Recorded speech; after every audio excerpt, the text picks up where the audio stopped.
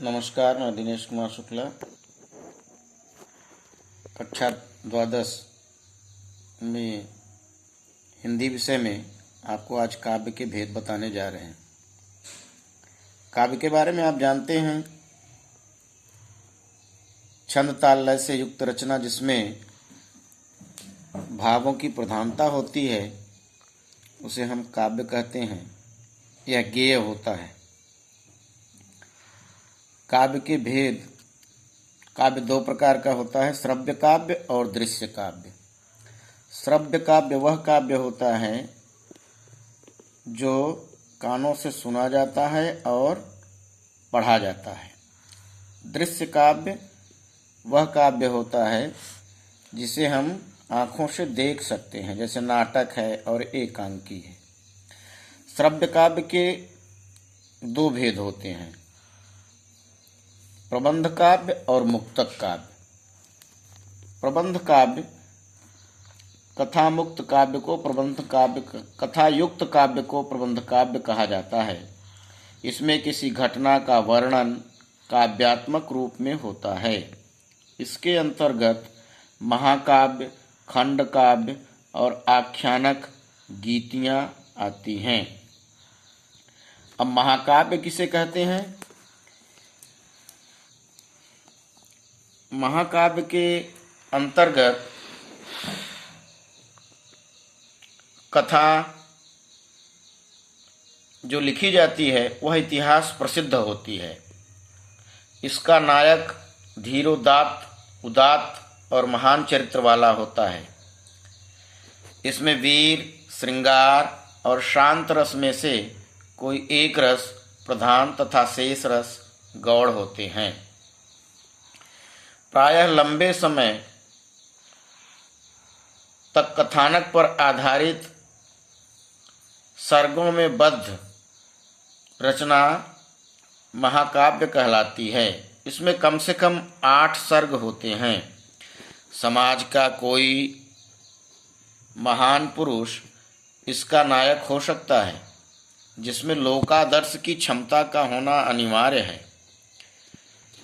समाज में वह व्यक्ति जो अपने आदर्श चरित्र को प्रस्तुत किया है, महाकाव्य का नायक हो सकता है। पद्मावत, श्री रामचरितमानस, साकेत, प्रिय प्रवास, कामायनी, उर्वशी, लोकायतन आदि हिंदी साहित्य के प्रसिद्ध महाकाव्य हैं। खंड काव्य। खंड काव्य में किसी लोकनायक के जीवन की व्यापकता का चित्रण के स्थान पर उसके जीवन के किसी एक पक्ष अथवा रूप का संक्षिप्त चित्रण होता है। इसे महाकाव्य का लघु रूप नहीं कहा जा सकता अथवा एक सर्ग भी नहीं कहा जा सकता।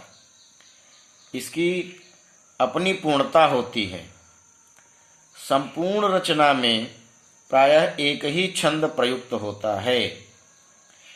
पंचवटी, जयद्रथवध, नहुष, सुदामाचरित, पथिक, गंगावतरण, हल्दी घाटी आदि हिंदी साहित्य के सुप्रसिद्ध खंड काव्य हैं। अब महाकाव्य, खंड काव्य के अतिरिक्त महाकाव्य और खंड काव्य के अतिरिक्त आख्यानक गीतियाँ, जो कि प्रबंध काव्य के भेद में हैं, इसमें अंतिम भेद इसका है आख्यानक गीतियाँ। महाकाव्य और खंड काव्य के से भिन्न रचना आख्यानक गीत कहलाती है।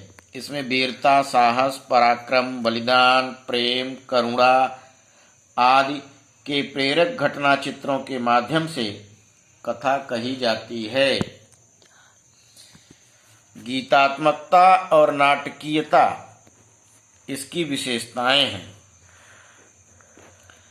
जैसे झांसी की रानी, रंग में भंग, विकट भट्ट आदि रचनाएं आख्यानक गीतियां कहलाती हैं। अब प्रबंध काव्य के बाद प्रबंध काव्य के बाद मुक्तक काव्य आता है।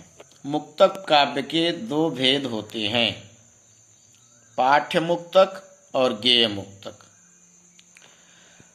पाठ्य मुक्तक वह मुक्तक होता है जिसमें विषय की प्रधानता होती है, किसी विचार की भावानुभूति का चित्रण होता है।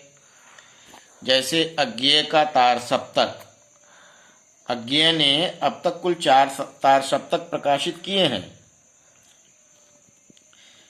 इन चारों तार सप्तकों को हम पाठ्य मुक्तक में रख सकते हैं। सुमित्रानंद का पतझड़ है, निराला की भिक्षुक कविता है, तोड़ती पत्थर कविता है, यह सब मुक्तक काव्य के अंतर्गत आएंगे। इसके बाद मुक्तक काव्य में दूसरा भेद है गेय मुक्तक। इसे हम गीत या प्रगीति भी कहते हैं।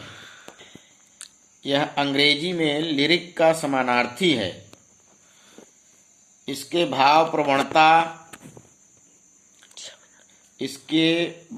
प्रवणता, आत्माभिव्यक्ति, सौंदर्य की कल्पना, संक्षिप्तता, संगीतात्मकता की प्रधानता होती है।